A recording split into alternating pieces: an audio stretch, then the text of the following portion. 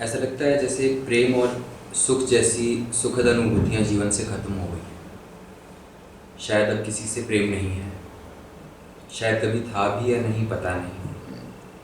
हाँ, अब वो अनायास कृतज्ञता नहीं फूटती भीतर। अब वो सहज मुस्कान नहीं आती। बोझिल सा है सब कुछ, जैसे बस निभा रहा हो। शायद अंदर कोई है जिसने मुझसे उम्मीद करना छोड़ दिया है। शायद अब मैंने हाथ खड़े कर दिए हैं। मजबूरी में काम करने जाता हूँ, मजबूरी में घर जाता हूँ। मन कहीं लगता नहीं, बीच में लटक गया। एक अजीब सी खामोशी है, मौत की सी, जैसे सूख गया हो सब कुछ भीतर। ऐसा लगता है जैसे इस जीवन की गलतियाँ अब ठीक नहीं हो पाएंगी, जैसे अब ताकत ही ना हो उन्हें सुधारने की। बुरी आदतें इतनी गहराई तक जड़ें जमा चुकी हैं कि उन्हें उखाड़ फेंकना असंभव प्रतीत होता है।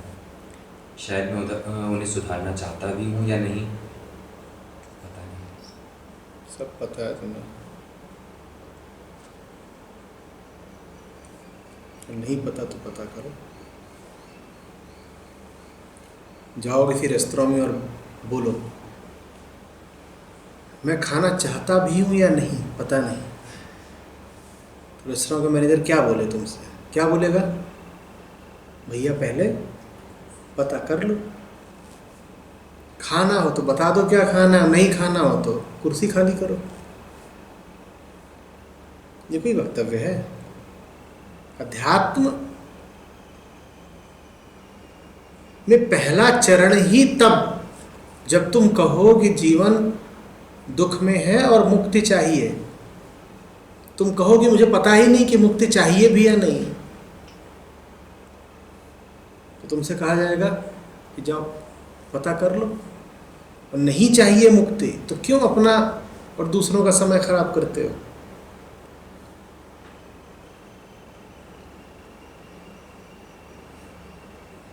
ये बड़ी धोखेबाजी रहती है भाई। तुम आ जाते हो, कहते हो आज़ादी चाहिए आज़ादी चाहिए, और फिर गुरु तुम्हारे ऊपर मेहनत करे, ऊर्जा लगाए। जब आज़ाद होने का वक्त आता है तुम कहते हो नहीं अभी हम आज़ादी ज़रा बाद में ले लेंगे, अभी ज़रा कुछ काम निपटा लें। घोंसला बुला रहा है, अंडे फूटने वाले हैं, मेरी वहाँ ज़रूरत है।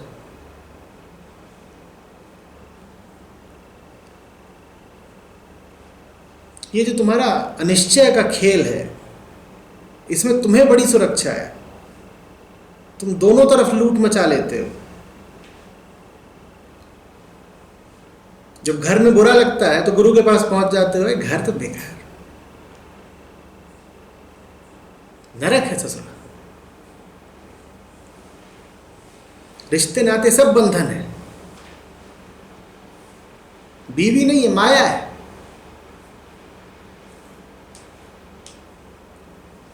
और गुरु के पास पहुंचो, फिर वहां कीमत उगाई जाती है, तपस्या कराई जाती है, जरा अनुशासन होता है, तो तुरंत फिर तुम्हें घर याद आता है। मैं तो घर तो आह, बिस्तर कितना नरम था,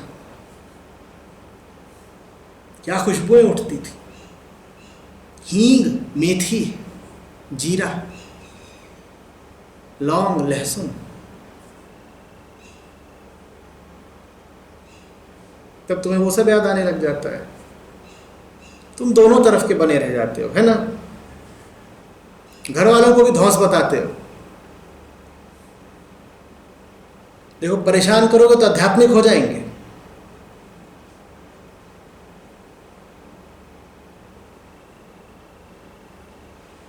बाप ने कि माँ ने कि बीवी ने कि भाई ने, किसी ने जरा तुम्हारी बाह उमेठी कि तुम चल देते हो किसी आश्रम की ओर, बढ़िया है। घर वाले डर जाते हो, अरे कहीं संन्यास ना ले ले, कहीं कोई खुफिया सूत्र न पता कर ले आज़ादी का। और आश्रम वालों ने ज़रा तुम पर साधना का जोर डाला कि तुम कहते हो नहीं अभी थोड़ा घर होके आते हैं, दिल लगा है वहाँ, कुछ जिम्मेदारियां हैं, प्रेम के रिश्ते हैं। तो ये दो तरफा खेल भाई बेईमानी का है। तुम एक तरफ की बात करो,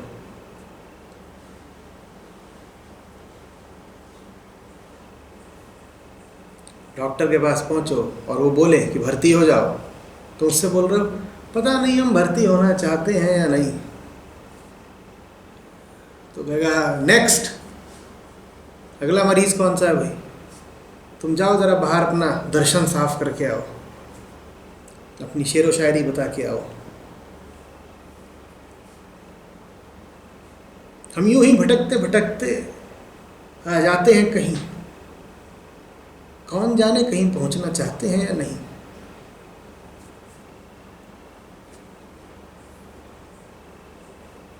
ऐसे चिकित्सा नहीं होती।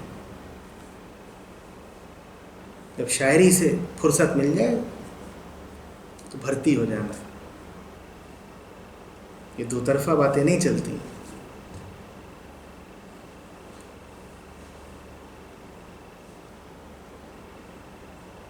घर जाना है बोलू,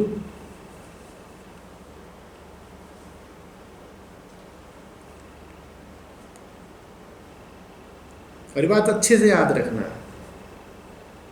जहां तुम पे सच का दबाव पड़ेगा तहां तुम्हें घर की सुविधा याद आएगी।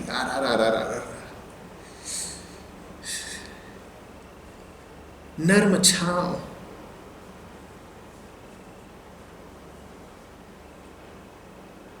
मुलायम बिछौना, माँ का आंचल और पिता की छांव। गोलू बोला काव काव।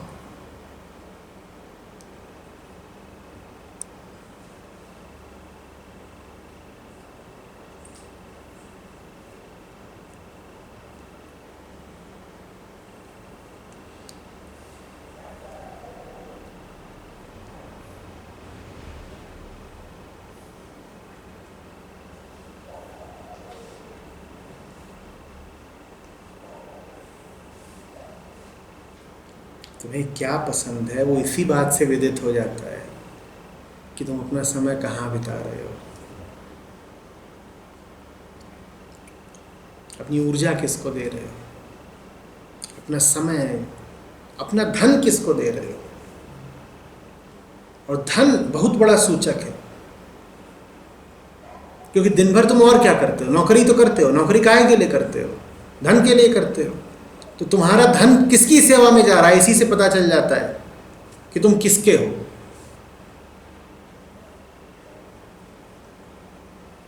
तुम्हारी वफा किसकी तरफ है, ये इसी से पता चल जाता है कि तुम्हारे धन की दिशा क्या है। अगर कमा रहे हो, अगर अभी छात्र इत्यादि हो तो अलग बात है।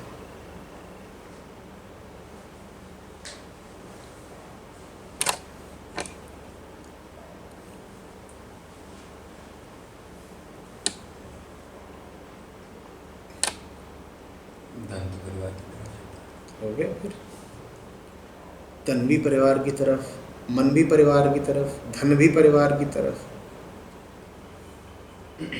तो यहाँ लगा दो 1 घंटा, उसको बजाओ जोर से, क्योंकि यहाँ के लिए तो तुम्हारे पास है बस घंटा।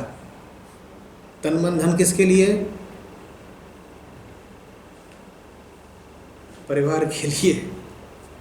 और वहाँ से जब साल में एक बार उकता जाते हो तो यहाँ आकर के बोलते हो कि मुक्ति चाहिए। अगली बार बोलोगे मुक्ति चाहिए तो मैं क्या दिखाऊंगा? घंटा बजाओ। तन मन धन वहाँ अर्पित करके आए हो, तो यहाँ तो यही मिलेगा क्या? घंटा।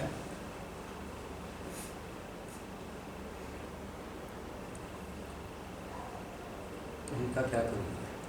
क्यों तुम्हें कुछ करना है? वो तुमसे पूछ के पैदा हुए थे सब। उनका क्या करूं? हैं? जैसे उनमें से कोई तुम्हारी चप्पल हो, कोई शर्ट हो तुम्हारी, कोई पर्दा हो तुम्हारे घर का,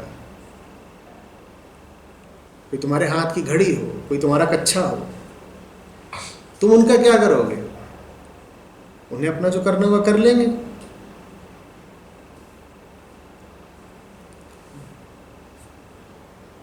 उनका क्या करो? तुम बड़े भाग्य विधाता हो दुनिया के।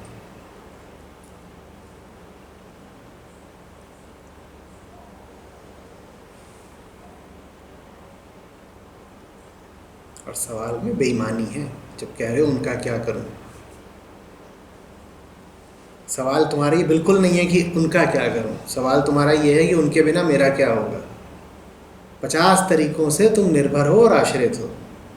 हाँ, ये स्वीकार करते तुम्हें लाज आती है कि तुम निर्भर हो, तो तुम कहानी ये सुनाते हो कि वो निर्भर है। समझो इस बात को, निर्भर तुम खुद हो, पर ये मानते तुमको लाज आती है। तुमने किस्सा क्या उछाला है कि वो मुझ पे निर्भर है। पर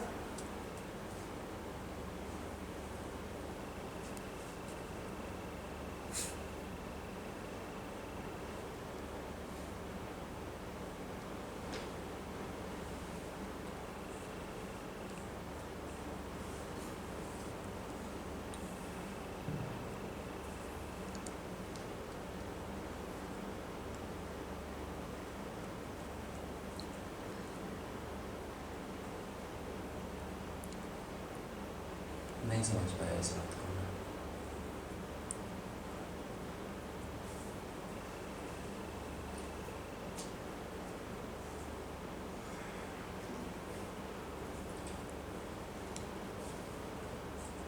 बात में कोई जटिलता हो तो तुम्हें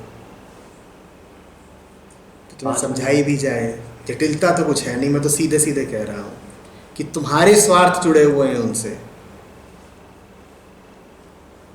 और उपयोग करते हो तुम दूसरों का, पूरी दुनिया का, अपनी स्वार्थ के लिए।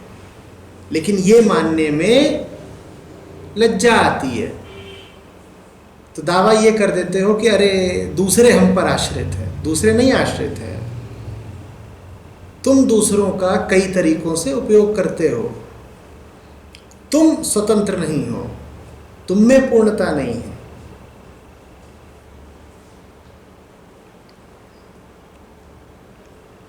और हैं दूसरे भी तुम्हारे ही जैसे, उनमें भी नहीं है। तो ये भी नहीं कह सकते कि खेल एक तरफा है, आश्रयता एक तरफा है। तुम उन पे निर्भर और वो तुम पे निर्भर।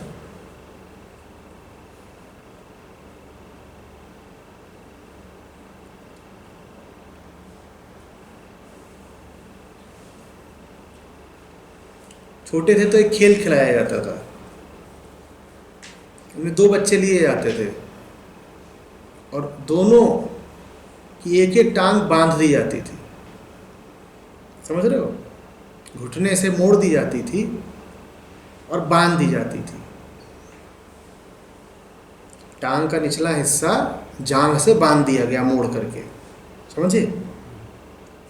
तो अब उस बच्चे के पास कितनी टांग बची और दूसरे के पास भी कितनी टांग बची। अब उनसे दोनों से कहा जाता था एक दूसरे को पकड़ लो। अब जब एक दूसरे को पकड़ लेते तो गिरते नहीं थे। तो ऐसे करके 6 जोड़े 8 जोड़े बना दिए जाते थे। फिर उनकी दौड़ लगाई जाती थी कि जो सबसे पहले पहुंच जाए वो जीता। ऐसे तुम्हारे जोड़े होते हैं। जो लंगड़ा है नहीं उसको लंगड़ा बनाओ सबसे पहले, और फिर उसे किसी दूसरे पर आश्रित कर दो, और फिर कहो ये देखो क्या राम बनाई जोड़ी। और फिर वो जोड़ी बड़ी जड़ पकड़ लेती है, क्योंकि वास्तव में दोनों को एक दूसरे की जरूरत पैदा हो जाती है। लेकिन उस जरूरत का आधार है तुम्हारा कृत्रिम लंगड़ापन। लंगड़े तुम हो नहीं, तुम लंगड़े बनाए गए हो। तुम जब चाहो अपना बंधन खोल सकते हो, और बंधन से मेरा आशय ये नहीं है कि तुम दूसरे का हाथ छोड़ दो। मैं कह रहा हूं तुम सबसे पहले अपनी टांग खोलो। तुम सबसे पहले देखो कि तुम्हें आवश्यकता नहीं है कि तुम दूसरे पर निर्भर रहो। अपनी टांग खोलो, फिर दूसरे की भी टांग खोलो। उसके बाद मन करे तो हाथ में हाथ डालकर दौड़ लगा लेना, पर फिर उस दौड़ की बात दूसरी होगी। दोनों लोग सक्षम हैं, दोनों लोग पूर्ण हैं और अपनी मर्जी से अपने प्रेम में एक दूसरे का हाथ पकड़ के दौड़ लगा रहे हैं। वो चीज़ दूसरी है, वो आयाम दूसरा है। वहाँ पर ना इसको इसकी ज़रूरत है, ना इसको उसकी ज़रूरत है। रिश्ता स्वतंत्रता का है, रिश्ता मौज का और प्रेम का है। और अभी तुमने जैसे रिश्ते बनाए हैं वो है कि एक कृत्रिम लंगड़े ने दूसरे कृत्रिम लंगड़े को पकड़ रखा है और नाम दे रहे हैं वो इस जोड़ को, इस पकड़ को प्रेम का। ये पकड़ प्रेम नहीं है, ये पकड़ तो परस्पर आबद्धता है। इसको कहते हैं परजीवी होना, पैरासिटिक निर्भरता है ये।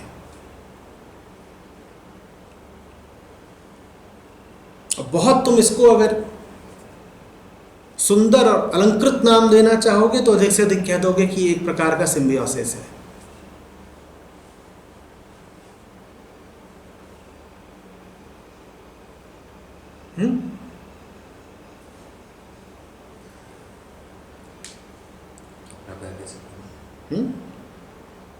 अपना पैर कैसे खोलूं? सबसे पहले तो ये देखो कि वो पैर कटा हुआ नहीं है, उस पैर को लकवा नहीं मार गया है, वो पैर बंधा हुआ है। ये देखो तो।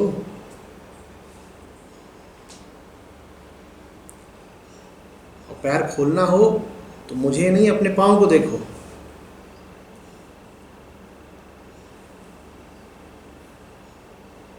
जब पाँव की गांठ खोल रहे होते हो तो आसमान की ओर निहार रहे होते हो क्या?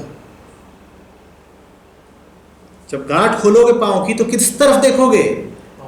गांठ की तरफ। देखो अपनी गांठ की तरफ और उसी को देखते रहो, तो पता चलेगा ना कि गांठ नकली है। तो पता चलेगा ना कि तुम्हारा पंग होना झूठा है। नकली अपंगता में जी रहे हैं।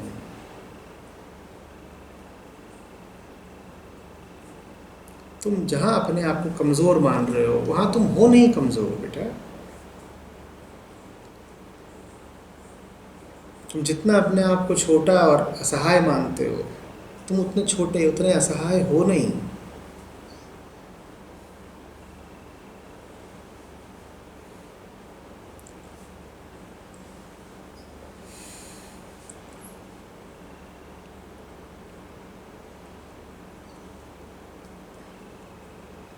और तुम्हारे पाँव की गांठ मैं नहीं खोल पाऊंगा। मैं सिर्फ तुम्हें याद दिला सकता हूँ कि जो तुम अपने आप को मानते हो वैसे तुम हो नहीं।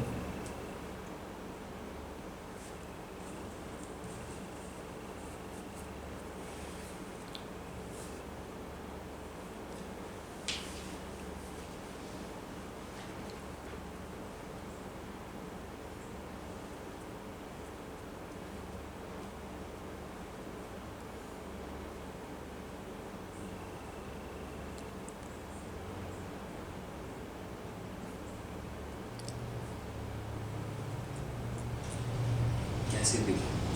समझ में नहीं आ रहा। जो कुछ करते हो उसको देखते हो सकता है मेरी स्मृति धोखा दे रही हो, पर रमण केंद्र आना तुमने इसलिए छोड़ा था कि तुम्हारे घर में कोई विवाह था और तुमने कहा था ज़रा कुछ महीने में विवाह की तैयारी करूंगा, तो मैं 2 घंटे भी नहीं निकाल सकता आचार्य जी को सुनने के लिए। हो सकता है मुझे धोखा हो रहा हो, पर मुझे लगता नहीं। तो मैंने इसीलिए रमन केंद्र में कोर्सेज क्लासेस बंद हो गई थी ना। क्या ये बात सही है कि जिन दिनों रमण केंद्र में सत्र चलते थे उन्हीं दिनों तुम्हारे घर में कोई विवाह या कोई उत्सव हुआ था? 2016 दिसंबर में हुई थी मेरे छोटे भाई की शादी। बिल्कुल। और उससे कई महीने पूर्व से तुमने आना छोड़ दिया था और मुझे अभी तक याद है। तो इसका मतलब तुमने कई बार ये जवाब दिया है कि मैं नहीं आऊँगा, दिसंबर में शादी है पर मैं अगस्त से ही उसकी तैयारी कर रहा हूँ। देख लो कि तुम्हारी वरीयताएं किधर हैं। फिर तुम पूछ रहे हो कि बंधन कैसे खोलूं।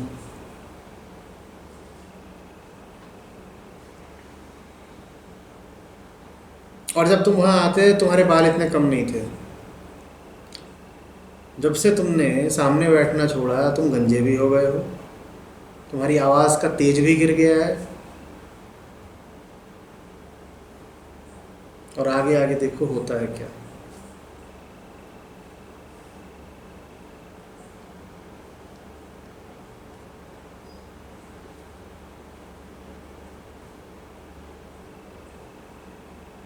उसके बाद से क्या किया? अपनी शादी भी कर ली है? मेरी शादी 4 साल पहले हो चुकी है। तो वो किसकी शादी थी? छोटे भाई की। तो छोटे भाई की शादी के लिए तुम 4 महीने पहले से तैयारी कर रहे थे? नहीं, ऐसा मुझे नहीं याद आ रहा है कि मैंने, मतलब बेटा मुझे भी ये सब छोटी छोटी बातें याद नहीं रहती हैं। हाँ, अगर मेरी स्मृति तक पहुंची है तो इसका मतलब वो बात कई बार दोहराई गई है, क्योंकि 2017 फरवरी तक रमण केंद्र में सत्र हुए हैं और तुम नदारद हो चुके थे। इसी से समझ लो ना, एक तरफ गुरु है, दूसरी तरफ घंटाल है, तुम किसकी तरफ जाते हो? किसकी तरफ? घंटाल की तरफ। सब तुम्हारी मर्जी है, सब तुम्हारा चुनाव है, जो चुनते हो वही पाते हो।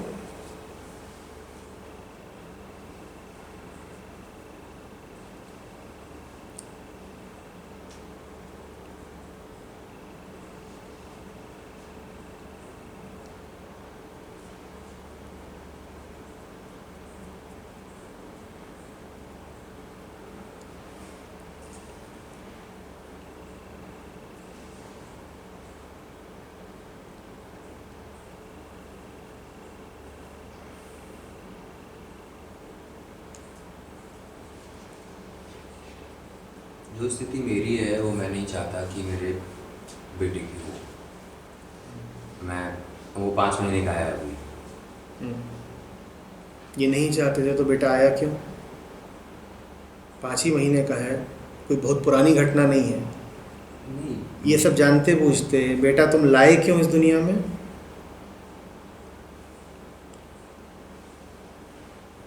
क्या करता है जब शादी क्या करता? अपने आप टपका वो आसमान से? नहीं, क्या करता? जो करा वो तो दिख ही रहा है। जब शादी हो गई तो, तो सामने वालों को के अरमानों को क्यों मारूं अपने उसके अरे अपने चक्कर में? अरे क्या बात है, ये क्या बात है। ठीक है, फिर शादी हो गई तो उनके अरमान पूरे करो। नहीं, ये तुम कितनी बेहूदी बात कर रहे हो, तुम्हें समझ में नहीं आ रहा। तुम कह रहे हो एक गलती हो गई तो अब दूसरी कैसे ना करूं।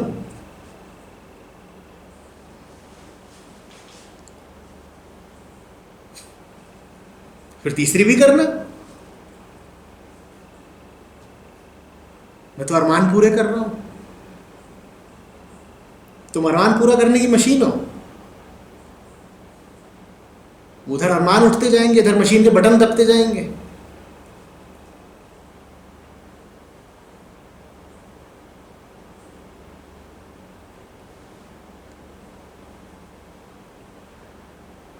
सब देख लो और सब सीख लो,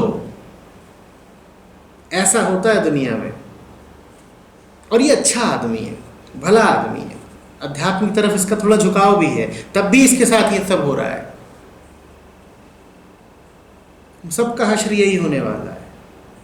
जो भी कोई बिल्कुल एकनिष्ठ नहीं होगा, जिसकी निष्ठा में जरा भी मिलावट होगी, जो थोड़ा भी इधर का और थोड़ा उधर का होगा, उसके साथ यही सब तमाशे होंगे जो भी देख रहे हो।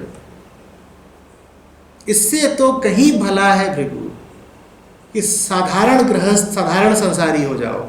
वो बेचारा कम से कम अधर में नहीं झूलता, उसकी त्रिशंकु की हालत नहीं रहती। वो एक बच्चा पैदा करता है, कहता है यह हमारे दमखम का सूचक है, पहला आया, फिर वो कहता है अब दूसरा आएगा। तुम्हारी तो हालत ये है कि बच्चा पैदा भी कर दिया है, घबरा भी रहे हो, ये क्या हो गया, इसका न जाने अब होगा क्या। आधे इधर के आधे उधर के ना रहो। मेरी तुमको सलाह है, तुम पूरे उधर के हो जाओ। तुम्हारा तो जन्म ही हुआ है अरमान पूरा करने के लिए।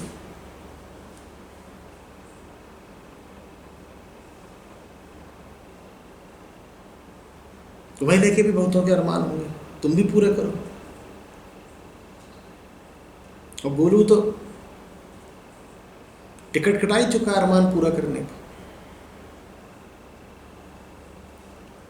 तुम काहे नहीं पूरा कर रहे भाई अरमान?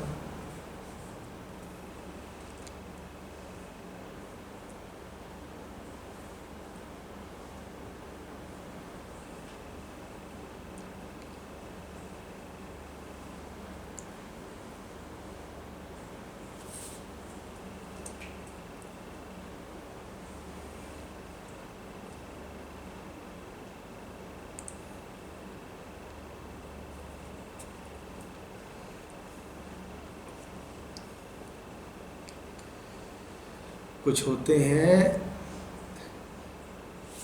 जो पूरा करते हैं नौकरों के अरमान, कुछ होते हैं जिनके लिए होता है मालिक का फरमान। इनके लिए अरमान है, किसी के लिए फरमान हो तो मेरे पास आए।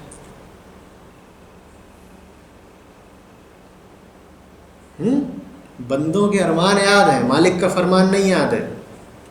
मालिक ने उस समय फरमान नहीं दिया था। अरे नहीं, मालिक बेचारे से चूक हो गई। मालिक उस वक्त गांजा लेके धुत पड़ा हुआ था।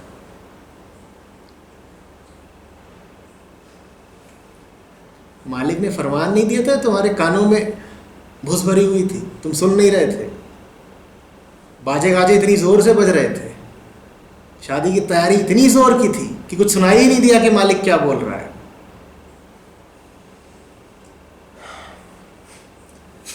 मालिक ने फरमान नहीं दिया था, मालिक पर इल्जाम है। आपके पास आने से पहले शादी हो गई थी मेरी। तो मैं अकेला हूं दुनिया में जो कोई ठीक बात बोलता है। तुम्हारे पास अपना कुछ नहीं है, न दिल न दिमाग।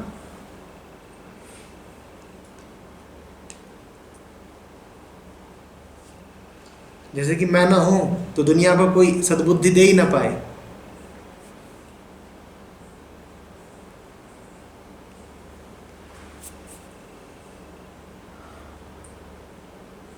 तो बहुत मजे आ रहे हैं ना।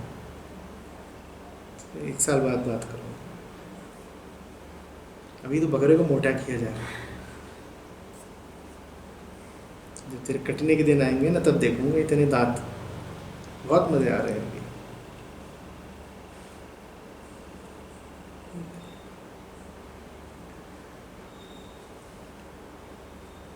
ये सब सेकेंड ईयर थर्ड ईयर वाले ही, इनको मजे ही मजे रहते हैं।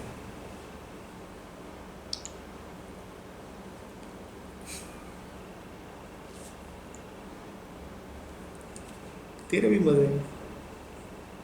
ये तो अरमानों के दिन है। इंटरनेशनल योगा टीचर बनूंगी मैं तो, कोलंबिया में, कनाडा में। अरे बड़े अरमान है इसके।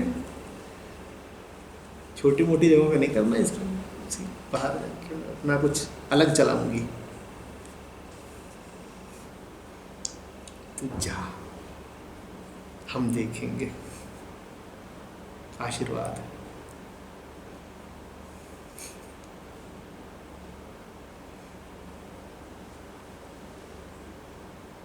बोलेगी तू भी यही कि तब सद्बुद्धि क्यों नहीं दी। मैं कहूँगा सद्बुद्धि तो मैं रोज देता था, तूने सुना क्यों नहीं। पर जिनके अरमान होते हैं उन्हें कोई सद्बुद्धि दी नहीं जा सकती। उनको तो जाना होता है, वो जाएंगे।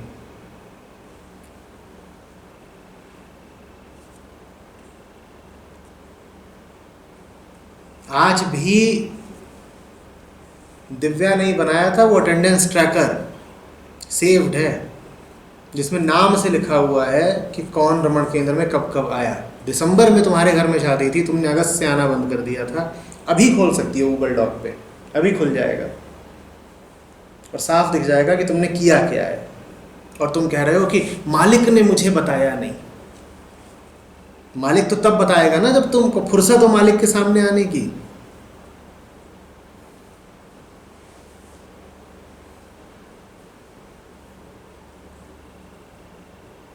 तब तो बड़ी ठसक के साथ जवाब दिया करते थे। और यहां से फोन जाए, प्रभु महाराज दीदार दें, यार हम व्यस्त हैं,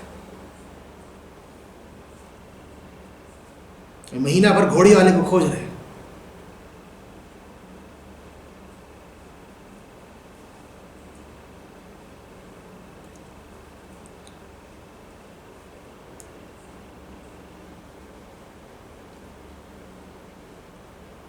और फिर कांड करा है, अब आए हैं बोले कि अब वो बच्चा हो गया, 5 महीने का हो गया है।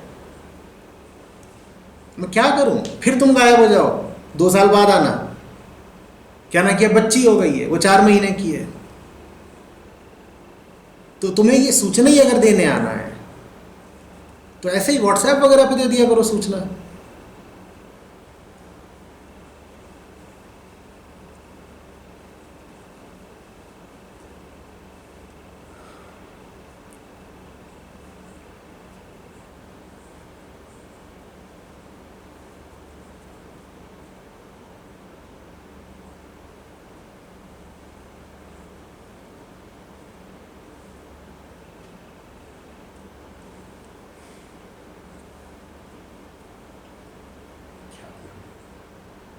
एक और करो। अरे तुम तो अरमान पूरा करने के लिए हो, अरमान एक पे रुक थोड़ी जाता है। ये दुनिया तो द्वैत की है, द्वैत माने कम से कम 2।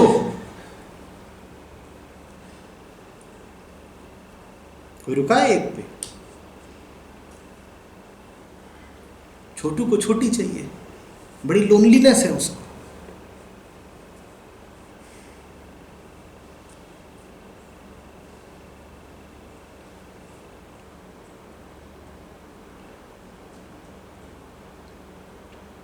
अभी चर्चा हो रही थी कि हर बच्चा जो पैदा हो रहा है उसके जन्म का अर्थ होता है कि 500 जानवर और 5000 पेड़ खत्म। जन्म देना हत्या करने के बराबर है, उतना ही बड़ा पाप है। बस दुनिया का कानून इतना अंधा है कि उसकी सजा नहीं दे पाता।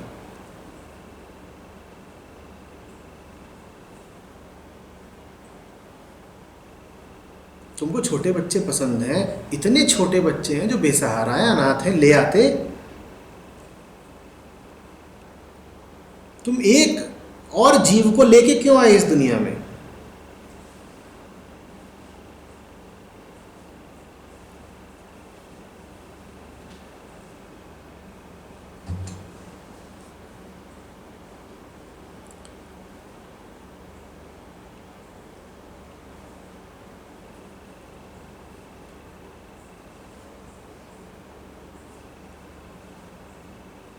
हमें भी खरगोश पसंद है, हमें कोई मिलता है बेसहारा, परेशान, बीमार खरगोश, कोई और जानवर भी, तो उसको ले आते हैं। पर हम ये थोड़ी कहते हैं कि हम पैदा करवाएंगे, कि नए नए खरगोश पैदा हो। बल्कि जो आते हैं खरगोश, उनका बंध्याकरण करा देते हैं कि तुम स्वस्थ रहो, प्रसन्न रहो, आनंदित रहो, पर हम नहीं चाहते कि तुम आबादी बढ़ाओ।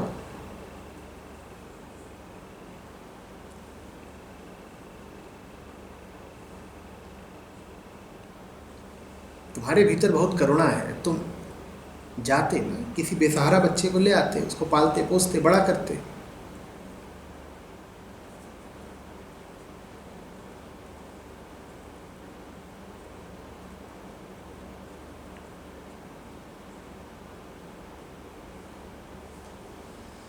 या खरगोशों से प्रेम करने का मतलब होता है खरगोशों की खेती करना, कि और पैदा कराए जा रहे हैं।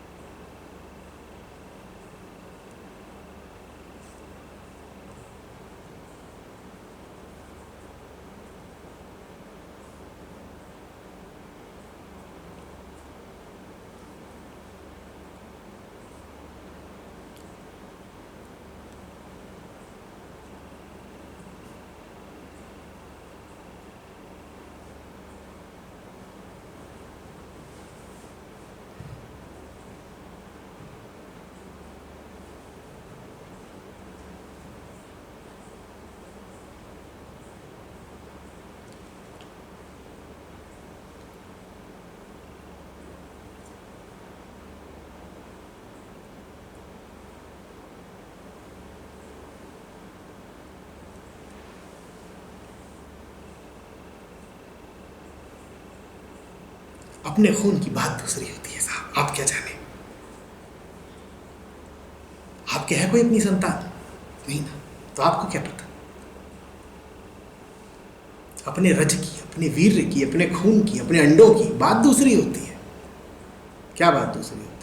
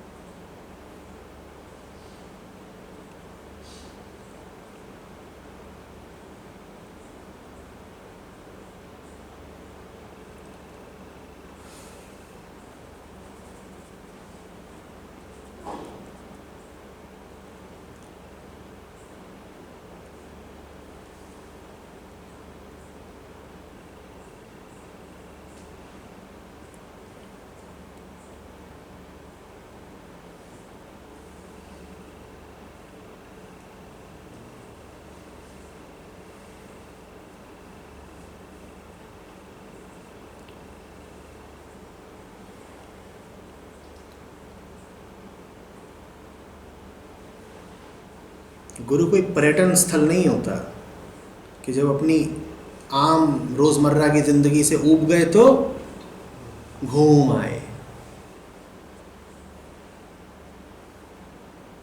गुरु दिन की शुरुआत, दिन का मध्य और संध्या की आरती होता है। उसकी मौजूदगी जब लगातार बनी होती है तब जीवन में शुभता रहती है। ऐसी थोड़ी कि साल में एक बार पर्यटन के लिए घूम आए। गुरु है कि रानीखेत है?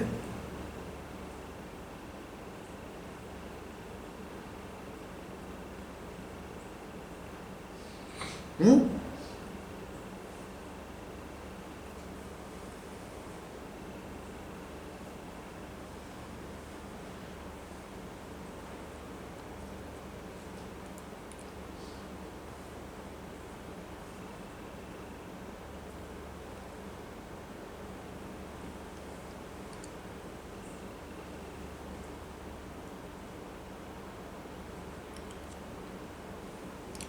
सिखों में उषा की पहली किरण से पहले नित्यनेम का पाठ होता है।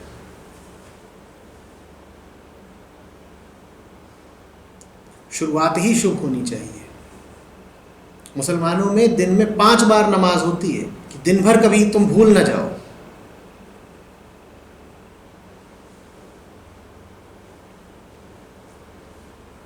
हिंदुओं में प्रातः सूर्य नमस्कार का महत्व है, सांझ को भजन कीर्तन का महत्व है। 24 घंटे याद रखना होता है।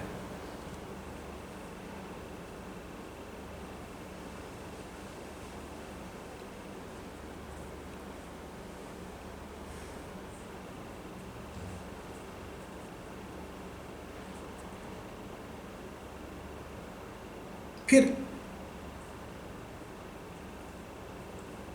आपदा नहीं आती, फिर जीवन में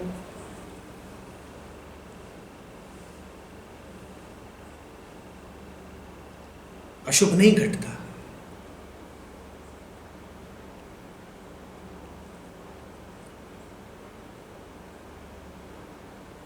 गुरु आज्ञा से आए और गुरु आज्ञा से जाए, कहे कबीर उस शिष्य का आवागमन न साए।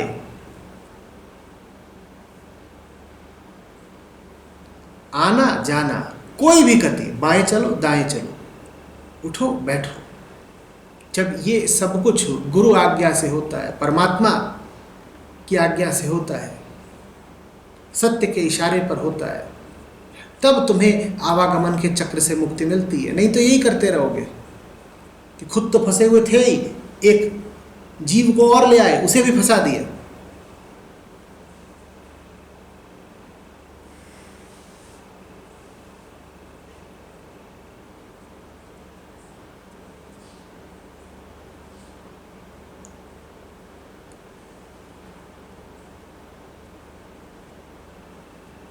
उसे नहीं फंसाना चाहता मैं।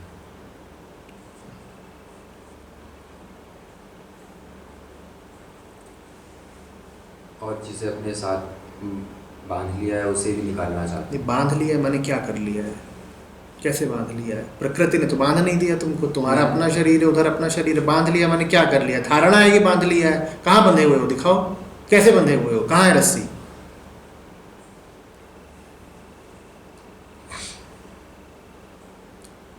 जब तुम सो जाते हो और जब पत्नी सो जाती है तो कहाँ चला जाता है दोनों के मध्य का बंधन? बताओ मुझे। सोते समय तुम पति होते हो और वो पत्नी होती है, ऐसा होता है क्या? हाँ, जब उठते हो तो तुम विचार करते हो कि मैं पति हूं और वो पत्नी है। तो जिसे तुम बंधन कह रहे हो विचार मात्र है। तुम सोचते हो कि बंधे हुए हो, अन्यथा तुम बंधे हुए हो नहीं। कौन सा बंधन? तो सोचना व्यर्थ है, बंद करो ऐसा सोचना। और तुम्हें सोचने का बहुत ही शौक है तो उल्टा सोच लो। अभी तक सोचते थे बंधा हुआ हूं, अब सोचो कि नहीं बंधा हुआ हूं।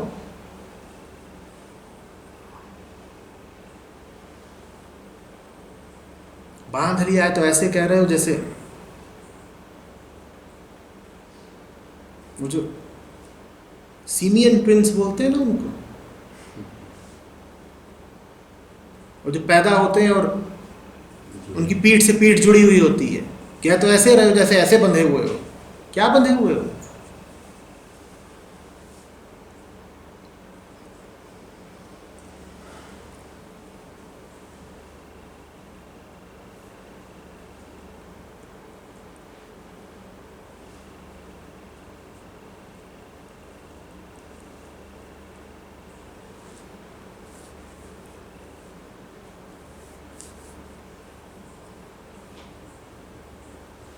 तुम भी बंधे हुए हो।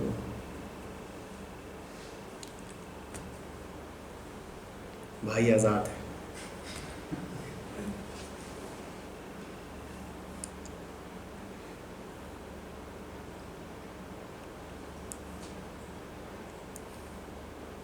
ये दुखी है, इनका दुख देखो, वो चू रहा है दुख। कालीन गीली हो गई।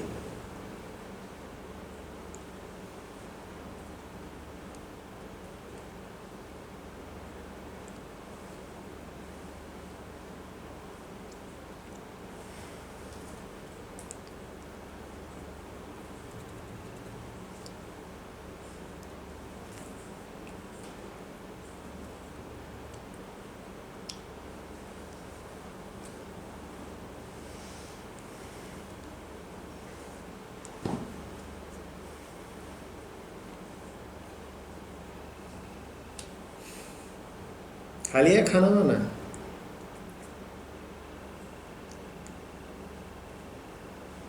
रसगुल्ले से ही पेट भर गया।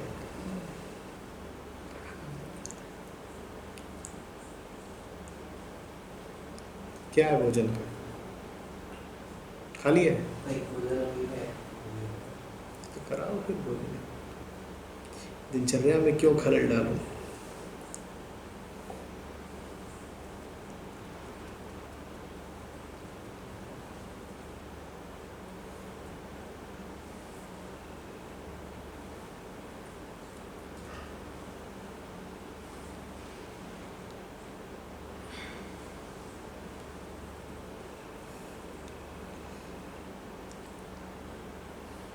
मैं देखता था, छोटे बच्चे थे, बड़ा मंदिर था। और बड़े मंदिर छोटे बच्चों को आकर्षित भी करते हैं, आक्रांत भी करते हैं।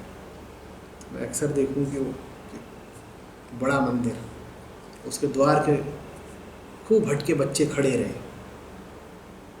और उनको कौतुक भी रहे अंदर चल क्या रहा है। अंदर बहुत कुछ तरह तरह के रंग हैं, मूर्तियाँ हैं, लोग आ रहे हैं जा रहे हैं, बड़ी हलचल है, मेला जैसा लगा हुआ है। और डर भी लगे। विशाल मूर्ति, मंदिर का ऊंचा गुंबद और ध्वजाएं हैं और शंख हैं और घंटे हैं और कोई रो भी पड़ रहा है बीच में। थोड़ी विचित्र घटनाएं भी हो रही हैं, भिखारियों की कतार है। तो दूर से झांके, उनको कौतुक भी रहे और डर भी लगे, अंदर न जाए। ऐसी तुम लोगों की हालत है। तुम्हारा सत्य से प्रेम का नहीं, कौतुक का रिश्ता है।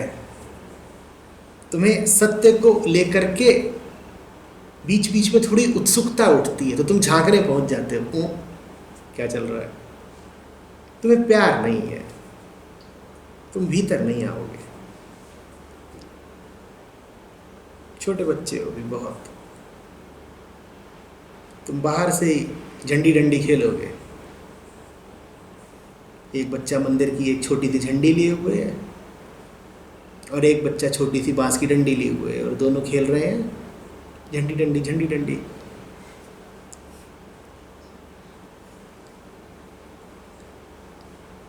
तुम्हारे भीतर अभी वो विक्षिप्त अनुराग नहीं उठा है कि तुम प्रवेश ही कर जाओ। हाँ, तुमको चीजें थोड़ी आकर्षित जरूर करती है, तुम्हें थोड़ा अचरज होता है, थोड़ी उत्सुकता होती है, क्या चल रहा है, क्या चल रहा है, हो क्या रहा है। प्रसाद भी बट रहा है, कथा बाँची जा रही है, बीच में से कोई नाच उठता है अंदर, और कभी कभी मधुर संगीत की आवाज आ जाती है, बच्चे कहते हैं कुछ हो तो रहा है।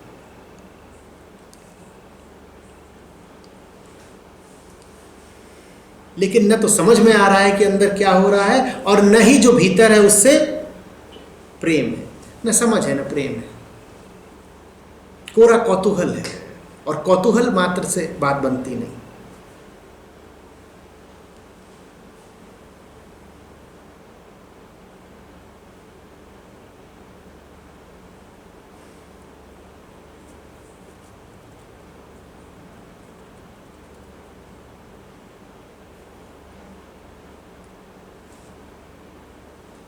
ऐसे बच्चे जो झांक रहे होते हैं बाहर से, और तभी कोई बड़ा निकल पड़े मंदिर से, मान लो पुजारी, आओ बच्चों, तो तुरंत क्या करते हैं, अरे गधे के सर से सींग गायब। दूर दूर से झांकेंगे, तो कह दिया कि आओ सीधे मध्य में ही प्रवेश कर जाओ, गायब।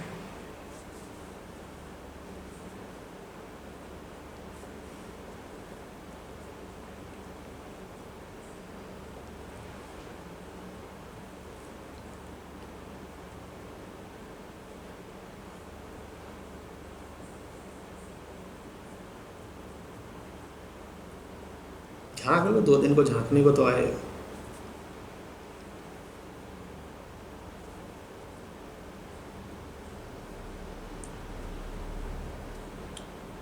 ये तो हर पखवाड़े झांक जाता है।